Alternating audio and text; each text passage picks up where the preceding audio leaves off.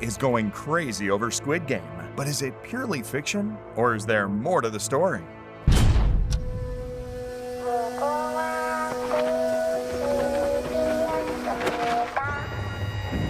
When the show first aired in 2021, some viewers noticed striking similarities between the plot of Squid Game and a hidden piece of South Korean history: the Brothers' Home concentration camp. Brothers' Home was supposed to be a rehabilitation center for the homeless, orphans, and basically anyone deemed unfit for society. Instead, it became a hellish prison where detainees were subjected to some of the worst human rights violations in South Korea. In 1987, the center was closed and its director was arrested, which revealed the atrocities happening behind its closed doors. And although the show's creator never confirmed these theories, the parallels between the events in Squid Game and Brothers' Home feel like more than just coincidence.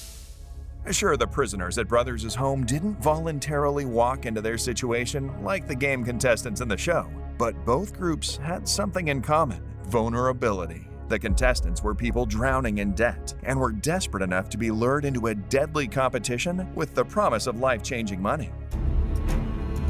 지금 이 자리에 계신 여러분들은 모두 감당할 수 없는 빚을 지고 삶의 벼랑 끝에 서 계신 분들입니다.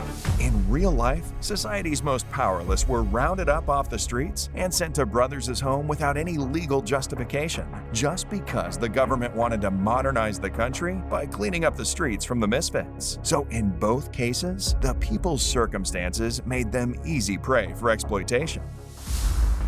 In Squid Game, the contestants are stripped of their identities, dressed in identical green tracksuits and white rubber shoes. They lost their names and were reduced to mere numbers.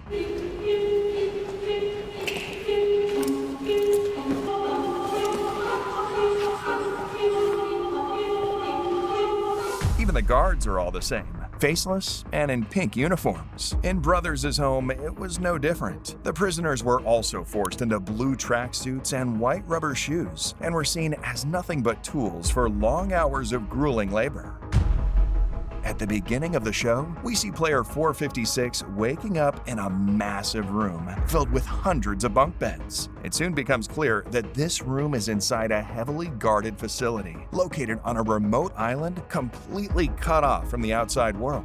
There's no escape and no one to turn to for help. Brothers' Home wasn't built on a remote island, but it was hidden in plain sight on a hillside in Busan, with massive rooms and rows upon rows of bunk beds too.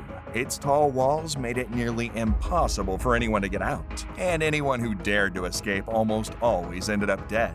Both facilities were structured like a military base, where everyone had to walk in line and follow orders. One of the many plot twists of the show is that the games aren't just about the money. It's actually a form of entertainment for the ultra-wealthy, who gamble on the lives of the contestants.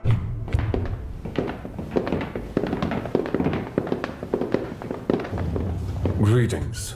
I hope your long trip here has not been too difficult.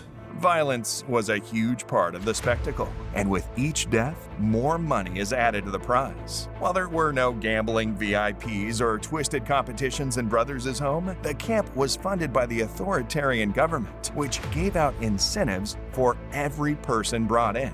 And not only did officials turn a blind eye to all kinds of abuse happening within, but they personally handed people to the camp. With the government on their side, Brothers' Home stayed in operation for 12 long years. And sadly, more than 500 prisoners died because of the abuse they suffered there. Nobody was held accountable for the atrocities committed, and the facility's director was only sentenced to 2.5 years in prison for embezzlement.